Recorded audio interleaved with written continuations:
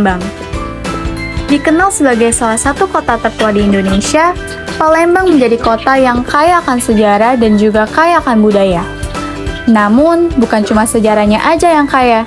Kota Palembang juga terkenal dengan makanan khasnya kayak pempek, ikon khasnya kayak Jembatan Ampera, rumah adatnya kayak Rumah Limes, hingga tariannya kayak tari Putri Bekusek.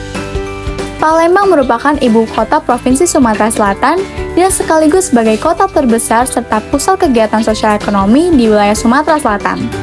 Luas wilayah kota Palembang mencapai angka 400,61 km persegi atau 40.061 hektar are, yang secara administrasi terbagi atas 16 kecamatan dan 107 kelurahan. Secara astronomis, kota Palembang terletak pada koordinat 2 derajat 52 detik hingga 3 derajat 5 detik tentang selatan, dan 104 derajat 37 detik hingga 104 derajat 52 detik bujur timur.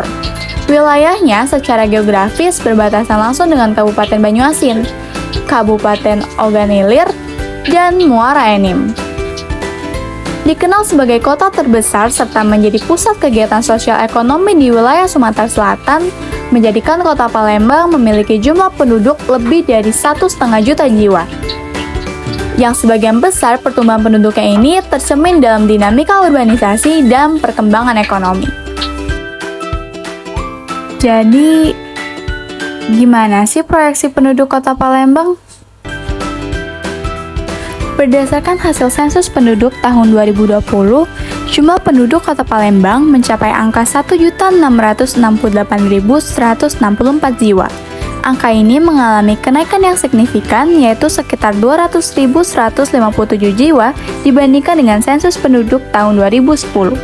Melalui sumber yang sama, jumlah penduduk tadi kemudian dipecah berdasarkan jenis kelaminnya, di mana laki-laki sekitar 50,17%, sedangkan perempuan sekitar 49,83%.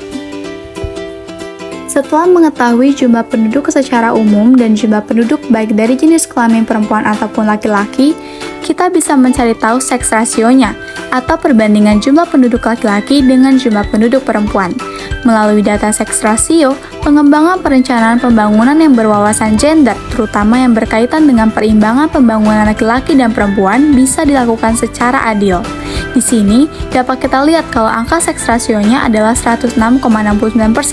Artinya, setiap 100 jiwa penduduk perempuan terdapat 101 jiwa penduduk laki-laki. Selain itu, kita juga bisa mencari tahu dependensi rasio atau rasio ketergantungan yang menyatakan banyaknya penduduk usia tidak produktif yang harus ditanggung oleh setiap 100 penduduk usia produktif.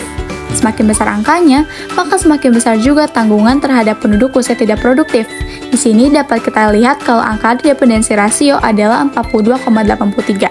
Artinya, setiap 100 jiwa penduduk produktif harus menanggung 43 jiwa penduduk tidak produktif.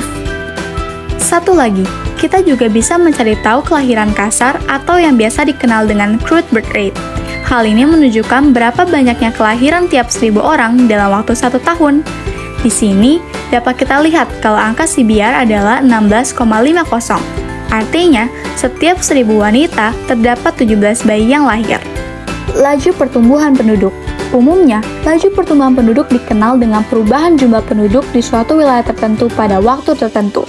Tujuannya untuk memprediksi jumlah penduduk suatu wilayah di masa yang akan datang. Di sini, dapat kita lihat kalau laju pertumbuhan penduduk Palembang per tahun 2020 mencapai angka 3,01%. Angka ini telah meningkat dibandingkan tahun 2016 yang sebesar 1,42%. Piramida penduduk. Singkatnya, piramida penduduk merupakan penggambaran perkembangan penduduk dalam kurun waktu tertentu. Di sini, dapat kita lihat kalau perkembangan penduduk kota Palembang memiliki bentuk piramida dewasa atau stasioner. Piramida ini memiliki jumlah penduduk tiap kelompok umur yang hampir sama dan mengecil pada kelompok usia tua dan dapat mengindikasikan tingkat kelahiran yang terbilang rendah. Kelompok usia dengan total jumlah penduduk terbanyak adalah kelompok usia 15-19 yang berjumlah 152.534 jiwa, sedangkan kelompok usia dengan jumlah penduduk paling sedikit adalah kelompok usia di atas 75, yaitu sebesar 20.401 jiwa. Selanjutnya, persebaran penduduk kota Palembang.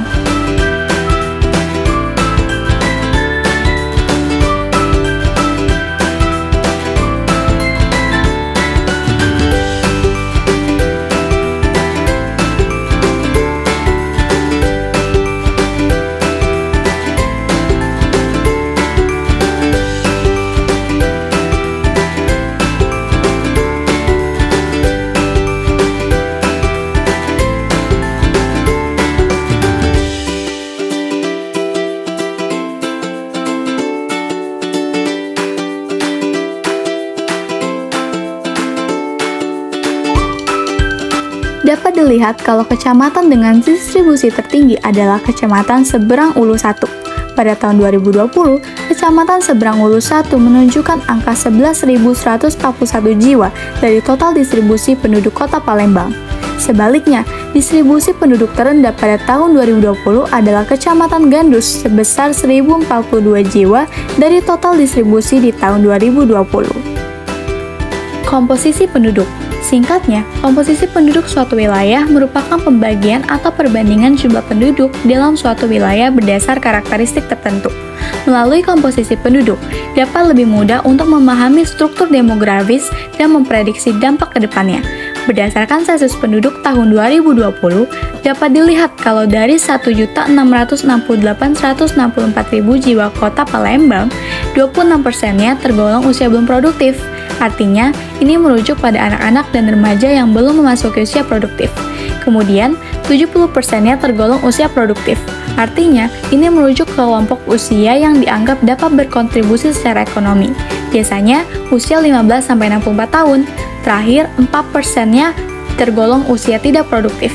Artinya, ini merujuk pada usia lanjut di atas 64 tahun yang cenderung memasuki masa pensiun dan butuh perawatan kesehatan yang lebih intens.